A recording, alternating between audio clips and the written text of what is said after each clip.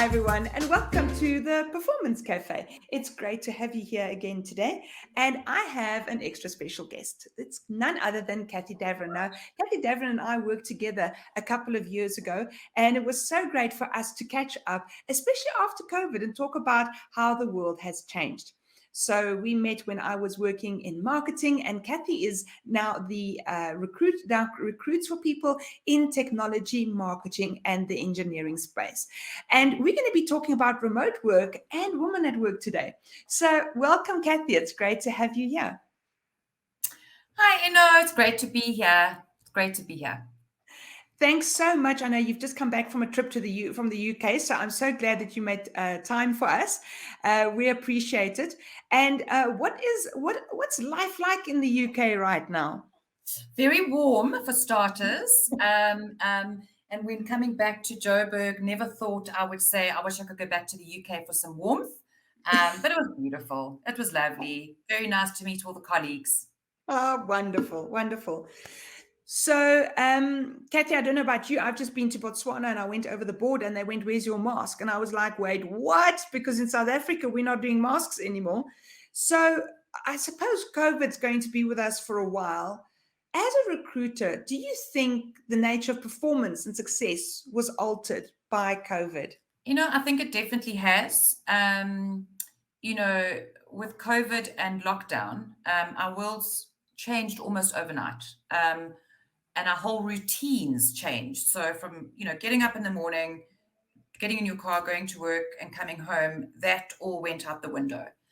I think it encouraged performance to a large extent. And I think particularly because a lot of companies struggled during COVID and there were many layoffs. So you want to prove that are adding value regardless of whether you're in an office every day or not.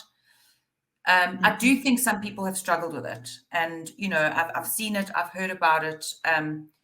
Some people aren't at their best working from home.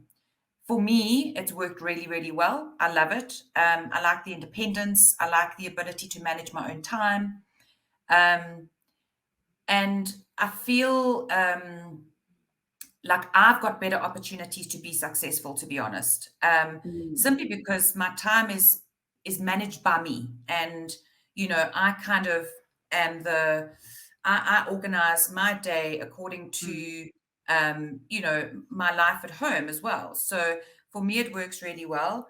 I think it's changed everything about the working world. It really, really has, from a team perspective, culture perspective.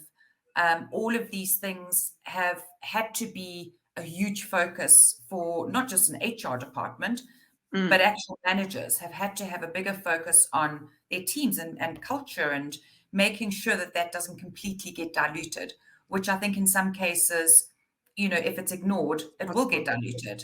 Yes. Yeah. Yes. Do you think that there are any characteristics that make someone a particularly good remote worker or more happy being a remote worker? I think they are. And some of them I think are natural instinct and some can be learned. Um, Mm-hmm. but I think one has to be very independent. Mm-hmm. You have to be able to work on your own.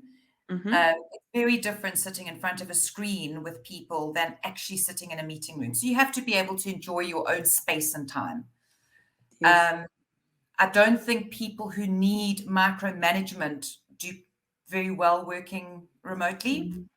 Mm-hmm. I mean, obviously, there are some jobs which can't be done remotely, but most Yes. jobs these days can be done from anywhere. Mm. It just takes a certain discipline and self motivation, because it could be very easy for somebody to just not bother some days and Mm. just not plan meetings. You can be seen to be online, but you could actually get away with days of doing very little. So I do think you need that self motivation. And I think that starts, I guess, with being in the right job. Mm. Um, if you're in the right job and you enjoy what you do, you don't need to be in an office to be motivated. Yes. Um, but for somebody who constantly needs to be pushed, and there are those people, it's probably not going to work. Yes. Yeah. So many companies now have to hire suddenly remote workers, and they're not used to looking for them. As a recruiter, do you have any advice on what is it that how do you define whether someone can be a remote worker, whether the role is appropriate, and whether you can see someone can do a job? What do you look for? So yeah, I mean, it's a good question, and it's not a science, unfortunately. It's not an exact science, should I say. Mm, But in my experience, I would firstly always recommend video calls. I've never done a telephone interview, mm, and I don't see the benefit of doing that. You might not even be talking to the right person, right? So mm, I would always mm, encourage video interviews. I would also always encourage more than one. So, um, you know, to go through a little bit of a process, meet the team, get some sort of idea of how they interact with the team online, because that's how they're going to be working. I think also just promptness, the way somebody presents themselves in a virtual interview. I get quite impressed, and not that it's a requirement at all, but when somebody arrives for a video interview and they're in their suit, or, mm, trying to make a good impression, and not that that's ever a requirement, but you can pick up pretty quickly mm, if the person is comfortable behind a screen. mm, I wouldn't change my interview questions per se, mhm, um, but perhaps you would get an understanding of how they've navigated their way around working remotely, which is what most of us have been doing for the past 2 years or so. And you might want to ask a couple of specific questions to those candidates. Have you experienced challenges? Any challenges working remotely? Because then you'll know about those up front. I mhm, think those are the main things. I think it's sitting. So, yeah, so long as you have a video on, and always maybe to drop in a question about remote working and challenges that they've had in the past, and then you can deal with those up front. mm. Um, and then again, I mean, to repeat, to meet the rest of the team, or as many people as possible on the video call, because lots of different opinions or lots of input can lead to a better decision. I Yeah. love that. So now the shoe's on the other foot, and you are working in a business that is so remote that you don't even have a local office here in South Africa. I know that you and I have been working remotely since probably like mid 2000s already, because that's the way we just worked at our previous employer. Having said that, what was it like to be on the other side of the fence? It's a very good question, because it was an interesting experience. I've onboarded many people virtually, and it seems like a really simple process. I've interviewed lots of people, I've onboarded them and seen them start their jobs, and kind of off they go. This is the first role, my current role is the first job that I was onboarded remotely. Very different experience. It's not as easy as it seems. Um, I guess the good thing is that I was used to working remotely, Mm, but I had existing relationships. I had been to the offices. I knew a lot of the people personally. So it was quite challenging. I'm very lucky to have met most of my colleagues in the UK a couple of weeks ago, which was amazing. I think the biggest challenge for me was navigating your way around all the different platforms and the systems, etc. So normally you can sit with somebody at a desk that can quickly show you, and it's just so much easier. Yes, we can share screens, but it really just isn't the same. mm, So it has been quite challenging. I felt like it was a much longer onboarding, kind of, until I felt like I was up and running. But it was fun. And I think for me, what I learned was, if you lost, ask. If you don't know where to find mm, something, ask. There'll always be somebody to help. mm, We are a pretty much fully remote business. We've got a very small office in London. Um, but very few people go in there every day. And I think the beauty of it is that we're set up as a remote business. So we've got all the tools that we need, which did make it a lot easier, even if it was a bit confusing to start with, because you've got so many different ways of doing calls and all these different platforms. But once you get used to it, it's Yes. actually great. And I think the job I do is a job that you can do remotely, which does make it easier. Mm. And the people I'm employing are also remote workers, a lot of them, or hybrid. Yes. So, that also made it a bit easier. But yeah, it was a challenging new start, but it was fun. And what have you learned about interacting with a variety of cultures? Because again, when we worked together, we worked globally, but people would be in an office. So you'd know you're reaching out to country X, you'd know what to get. How are you finding the mix that you're being exposed to? I must say that is one of the things I absolutely love. So one morning I might be speaking to somebody in the UK, the next hour somebody in Boston, then somebody sitting in Spain, then maybe somebody in South Africa. For me, it has really bred such a great culture. Mm, You're working with people from all different backgrounds, all different walks of life. And I guess when I was at the office, yes, I've worked for global businesses, but your main core kind of day-to-day interactions were with people in mm, the office. You all mm, lived pretty closely together. You all had similar backgrounds, etc. Now you are literally exposed to different types of people every single day. I absolutely love it. And I just think it really breeds such a interesting culture. It's you can learn so much about people, about experiences, just about the way we do things.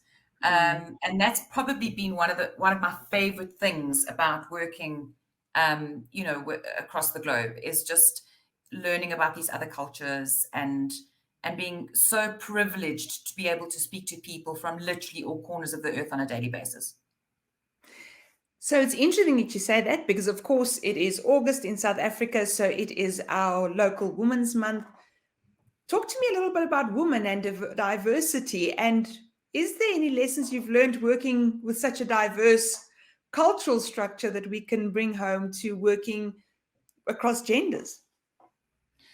So, I mean, yeah, I mean, it is Women's Month in South Africa, and I mean, I've been in recruitment for too many years, more than 20, and I've seen such a shift, and particularly, I want to say in the last sort of 10 years, Mm-hmm. where, uh, I think there's two reasons why women have got more opportunities. One, society expects and government expects us to, which is the one thing. So we need to have a more diverse environment, with women being one of those things. But I think also, I think we're so lucky to live in the sort of age that we're living in today, because opportunities are open to everybody. And Mm. I think in particular, I've seen a huge growth in women in tech roles and even actual engineering roles. So those are the two spaces where I've seen a huge increase and a huge demand, actually. And I think times have changed so much now, where at the end of the day, when you leave school, whether you're a male or a female, you've got equal opportunity to go and Mm. study. You can go and study whatever you want. And it's becoming more and more obvious to me that so there aren't really any gender specific roles anymore. Thanks, Kathy. So if there aren't gender specific roles anymore, if there aren't as many obstacles, look, I suppose when we talk about across the world, cultures also slightly differ. How do we get women to step up? Because very often we hear, oh, there aren't opportunities. How do we get our ladies to like really just step up? What do you think we can do to support that? Well, for starters, I don't think it's just women who say there aren't opportunities. So I don't think that's Mm. even necessarily a woman thing anymore. I think equally you'll hear that from men as well. So that's Mm-hmm. just first of all. Um, I think does start at quite a young age, ideally. Mm-hmm. So leaving school, you want to encourage your kids to go and study or to go into something that they enjoy, etc., etc. But I think within the workplace, I think we need to encourage each other. I mean, I think it really is as simple as that. I'm saying I think a lot, sorry. We need to encourage each other Mm-hmm. um, to be bolder and to grab those opportunities and um, also give recognition. To whether it be a colleague or somebody who works for you, or even your boss. I think Mm-hmm. recognition goes a long way to boost somebody's confidence, because I think often it's a confidence thing. People don't have the confidence to either put up their hand to say, I'll get involved in that, or to apply for the job because you're scared of being declined. And it's not because you're a woman necessarily, but it's just this fear of getting a fear of no. And I think recognition and support from colleagues goes a long way. I mean, I know for me, if I get recognized for doing something, I'm on top of the world that whole day. I Yes. really am, and I feel like I can take on the world. And it can't be that much different for other people, you Yes. know. You get somebody patting you on the back and saying, "Job well done." It's the most amazing feeling, Mm-hmm. and I think it's such a small thing, but I think it does such a lot for people's confidence to actually go and grab that opportunity. Simple as that. And it really isn't that simple, but Yeah. for me, it's just a simple thing that can be done to help. Mm. Mm. So, an interesting question I have to ask you, and I think actually one of my previous coffee companions brought this up as well. There seems to be the sense that when there's an opportunity, if men have 70% of the skills, they put up their hand and they Yeah. believe they'll get the rest right. For women, it's exact opposite. Unless they don't have 120% of the skills, they don't put up their hands. As a recruiter, I'm sure you are waiting for the perfect match. But do you ever go, oh, well, this person has 10% short or 15% short. This is never going to work. You know, What do you you think? you actually 100% right. And I read something along those lines recently where Mm, men will put up their hand probably even if they've got 60%. Whereas a woman needs she needs to tick every box to feel mm, comfortable applying. mm, Um, so I'm of the opinion that, and I'll share this with all my hiring managers, and I have quite a lot of conversations around this, is that for me, culture fit and personality fit is the mm, most important thing. mm, Skills are trainable. mm, If you've got somebody who's got 70% of the skills or the fundamental stuff that somebody needs to know to be able to do the job, and mhm, they're a great fit for the team, I would always say to the hiring manager, go for it.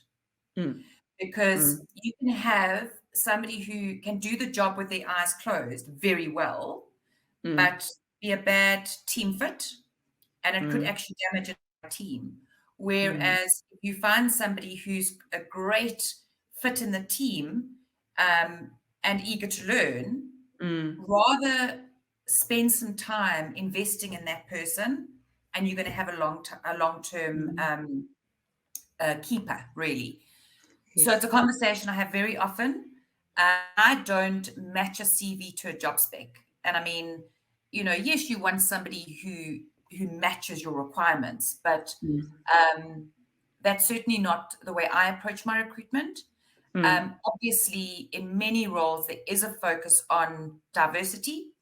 mhm, So, in fact, in some cases, my first screening would be with women who've applied, mm, because that would be my preference mm, in many cases. At the end of the day, the most important thing is that the hiring manager gets the right person mm, um, who is able to do the job, but mhm, most importantly, can fit into the team and the culture. But yeah, to end off, skills are trainable. And so long as somebody's got the fundamentals, and if you've got the capacity to train a little bit, I would always opt for that route, to be honest. I just love what you just said. And something came up for me while you were talking. I think your approach is even more important now with remote work. Because if Absolutely. someone does not fit culturally or they don't fit into the team, and they're working far from the office. So just sort of a bit of background to my thinking. When we were working together, the rule was when someone starts for 3 months, they have to work from the office full time Yes, so that they can learn the culture. Now we're in yes, situations where there isn't even an office to go to. So exactly, much more important that the right person is in the chair, and as you said, the skills can be layered on. I just exactly. want to loop back on a bit of a woman's theme. I seem to find a lot of ambivalence in the market about remote work and women. Do you think remote work sets us women up for success? Or do you think working from home just means that we're just doing another thing from home? How do you feel about it? Sure, that is an interesting um, thought.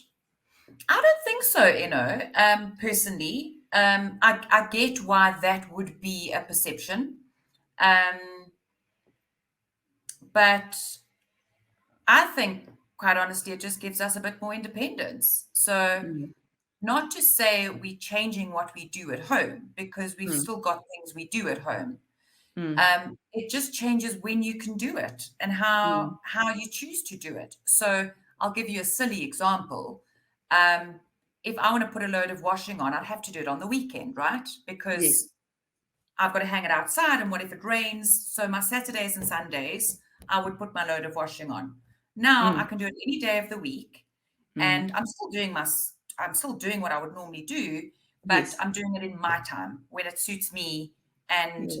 I've then got my weekends to kind of do my own thing. It's a silly example, but we still need to cook dinner and Mm, eat at night. mm. That's not going to change.